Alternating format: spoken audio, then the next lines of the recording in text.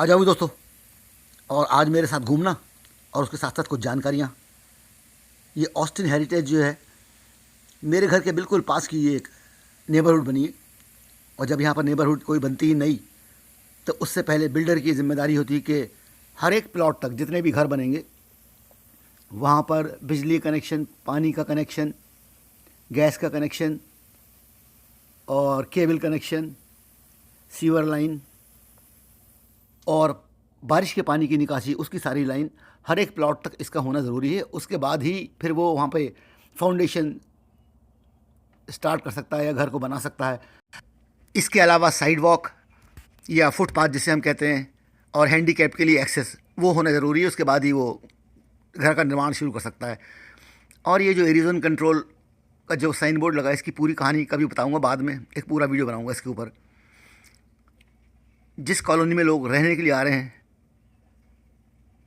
उसको लोग देखने आते हैं, इसलिए बिल्डर जो हैं वो कोशिश करते हैं कि उनकी कॉलोनी की जो एंट्रेंस है, जो अंदर का एरिया है सारा, वो देखने में सुंदर लगे। और इसके लिए जो पेड़ वगैरह जो हैं सब बहुत पहले से ही लगा दिए जाते हैं, इससे पहले कि घरों का निर्माण शुरू हो। कोशिश करी जाती है बिल्डर की तरफ से कि एक ही प्रजाति के पेड़ लगाएं। जैसे इस सड़क पे जो आप पेड़ देख रहे हो दोनों साइड में, ये सारे ऑर्नामेंटल पीच के पेड़ हैं, यानी कि आड़ू के पेड़ हैं, मगर ऑर्नामेंटल हैं कि उसमें सिर्फ जो है फूल आते हैं और पतझड़ में पत्ते इनके हो जाते हैं लाल और फूल आते हैं इनमें सफ़ेद रंग के। और यहाँ पर इन्होंने ये डॉग स्टेशन बनाया हुआ है जहाँ से आप थैली ले सकते हो और अगर आपका कुत्ता पॉटी कर दे तो फिर नीचे एक बॉक्स है, उसमें आप लाकर डाल सकते हो। इन्होंने प्रिकॉशनली बना दिया है कि कोई ऐसा ना करे कि कुत्ता उसका पॉटी कर दे और वो छोड़ दे। हालांकि यहाँ पर ऐसा चलन है नहीं। जब लोग कुत्ते घुमाने को लेके जाते हैं तो वो अपने साथ में थैली लेके जाते हैं और जो पॉटी होती है उसको उठाकर उसको घर लेके आते हैं अपने। इस कॉलोनी में जो है सड़कों पर तो लगे हुए हैं ऑर्नामेंटल पीच और घरों के सामने लगाए हुए हैं मेपल के। ये हमारी नेबरहुड है। हमारी नेबरहुड में भी इन्हीं दो तरीके के पेड़ हैं। ये सारे पेड़ जो आप देख रहे हो ये मेपल ट्रीज़ हैं। और अमेरिका में जो हैं मेपल की लगभग 13 वैरायटी पाई जाती हैं और अमेरिका की हर एक स्टेट में इनमें से कोई ना कोई एक वैरायटी का मेपल ज़रूर से पाया जाता है। हवाई को छोड़कर, हवाई में मेपल ट्री नहीं होता है। तो इस प्रकार से जो कॉलोनी बनाई जाती है वो इस हिसाब से बनाते हैं कि देखने में सुंदर लगे। और जब प्लॉट बनने पे घर बनने का निर्माण शुरू होने लगता है तब लोग आते हैं, बुकिंग उसकी स्टार्ट करवाते हैं और बुकिंग के समय जो भी बुकिंग का पैसा होता है वो उनको देना पड़ता है। बाकी सारा पेमेंट जो है घर बनने के बाद में।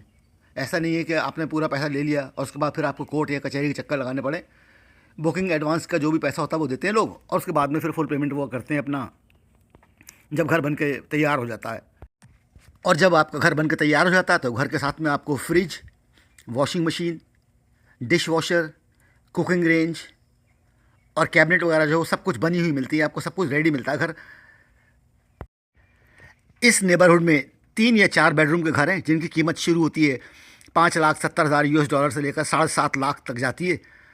डिपेंड करता है एरिया वाइज। और अब मैं आपको एक जगह घुमाने के लिए ले जा रहा हूँ। जो ट्रेल है, वैसे तो पार्क होते हैं सब जगह पर, पार्कों को तो जाल है यहाँ पर, लेकिन यहाँ पर इस नेबरहुड की विशेषता ये, यहाँ पर एक ट्रेल है बहुत ही सुंदर, जहाँ मैं आपको लेके जा रहा हूँ। चलो चलते हैं। थोड़ी देर के लिए कमेंट्री बंद करता हूँ।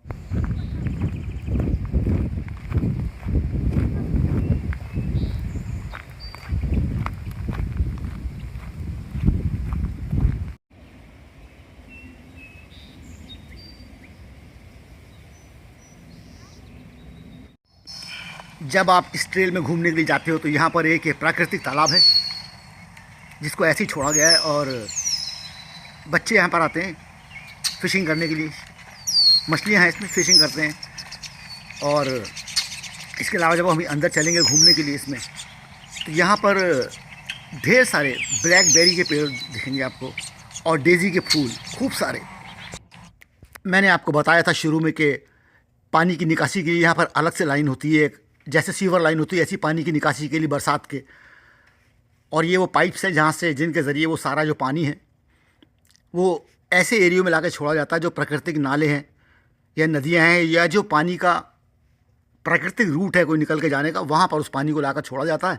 इस पर भी मैं एक वीडियो बनाऊंगा ताकि आपको ये मालूम पड़ सके कि जो बरसात का पानी है या जल भराव वो यहाँ पर क्यों नहीं होता, उसका कारण क्या है। क्योंकि सारे पानी को जो है कलेक्ट करा जाता है उस पानी को और फिर उसको इस प्रकार के एरिया होते हैं जहाँ पर ले आकर उसको छोड़ दिया जाता है। ये पाइप जो देख रहे हो आप, ये सारे वो पाइप्स हैं जिनके ज़रिए बरसात का जो पानी है वो आके इस एरिया में छोड़ा जाता है। और यहाँ पर एक प्राकृतिक नाला है जो इस समय दिखाई नहीं दे रहा है क्योंकि वहाँ पर घास बहुत बड़ी हो गई है।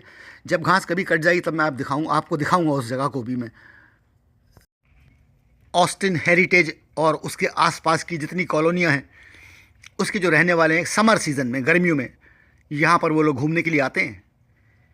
और यहाँ पर 2-3 हिरन के परिवार रहते हैं और बहुत सारे खरगोश और रैकून्स, सांप वगैरह नहीं होते हैं। और एक जब इससे निकल के जाओ आप इस ट्रेल में से तो बाहर यहाँ निकल के आते हो इस तरीके से 3-4 कॉलोनियाँ हैं आसपास की जो इस ट्रेल को जोड़ती हैं। जैसे वो सामने आपको दिख रही है कॉलोनी, एक उधर से भी एक्सेस है इसके अंदर आने की। ये रास्ता जो देख रहे हो आप, ये एक अलग दूसरी नेबरहुड में जाता है। तो आसपास की नेबरहुड के लोग जो हैं वो यहाँ पर गर्मियों में घूमने के लिए आते हैं। So this road goes to your neighborhood? Yeah. Do you come here to pick blackberries? Yeah, you can come in here and once they bloom out and get the blackberries on them. Maybe 1 more month, right? Yeah, another month or so. Yeah. इस area के अंदर बहुत सारे native plants या bushes के अलावा जो ख़ास चीज़ है वो ये है कि यहाँ पर बहुत सारी ब्लैकबेरी की झाड़ियाँ हैं और उसके अलावा ये डेजी के फूल हैं।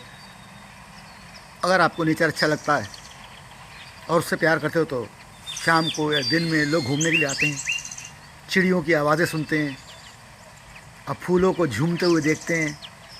तो उसकी एक अलग ही अनुभूति होती है। ये वही जान सकता है जो नेचर लवर होगा या जो प्रकृति को प्यार करता होगा। तो लोग यहाँ पर घूमते हैं। मैं भी घूमने के लिए आया हूँ, सोचा कि मैं आप लोगों को दिखाऊं कि बिल्कुल हमारे घर के पास में जो एक ट्रेल है या एक छोटा सा जंगल सा कह सकते हो आप इसको, जंगल सा।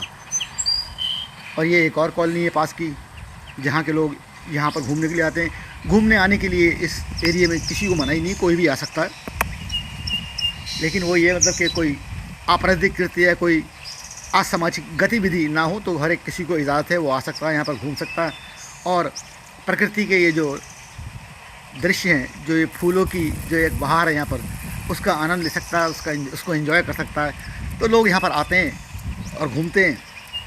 मैं भी आज आया हूँ और अभी आपको मैं दिखाऊंगा कि जो ब्लैकबेरी की जो बुशेज़ हैं वो कैसी होती हैं और उसके फूल जो है वो कैसे होते हैं। फ़िलहाल तो आप लोग डेजी को देखो और एंजॉय करो उसको। अगर आप नेचर लवर हो तो तभी आपको मेरे वीडियो में मज़ा आएगा, वरना नहीं आएगा मज़ा आपको।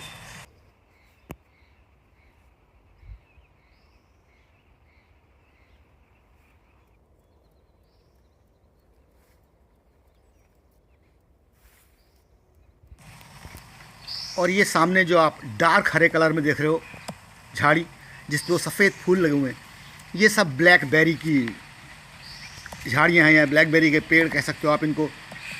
और वॉशिंगटन स्टेट में बहुत तरीके की बेरीज़ पाई जाती हैं। उनमें से एक ये है जिसके पत्ते आप लहलाते देख रहे हो। ये ब्लैकबेरी की झाड़ियाँ हैं। अभी तो फूल निकले हुए हैं इन पर। लगभग महीने भर के बाद में ब्लैकबेरीज़ जो हैं इसमें तैयार हो जाएंगी। फिर आप यहाँ पर आ सकते हो ब्लैकबेरी पिकिंग के लिए। आप ब्लैकबेरी तोड़ सकते हो यहाँ से, लेकिन वो बाज़ार जैसी ब्लैकबेरी तो नहीं होगी क्योंकि वहाँ तो साइंटिफिकली तरीके से उगाई जाती हैं ब्लैकबेरी। ये तो ऐसी बेतरतीब उगे हुए पेड़, लेकिन फिर भी आप यहाँ से आकर पिकिंग कर सकते हो ब्लैकबेरीज़ की। वो पीछे एक और कॉलोनी है, वहाँ से भी लोग यहाँ पर आ सकते हैं। तो आसपास की बहुत सारी कॉलोनीज़ जो हैं उनकी एक्सेस है इस ट्रेल में, तो लोग घूमने के लिए आते हैं। और आज के लिए बस इतना ही। अब मेरा वक्त हो रहा आपको छोड़ के जाने का, ऊपर नहीं।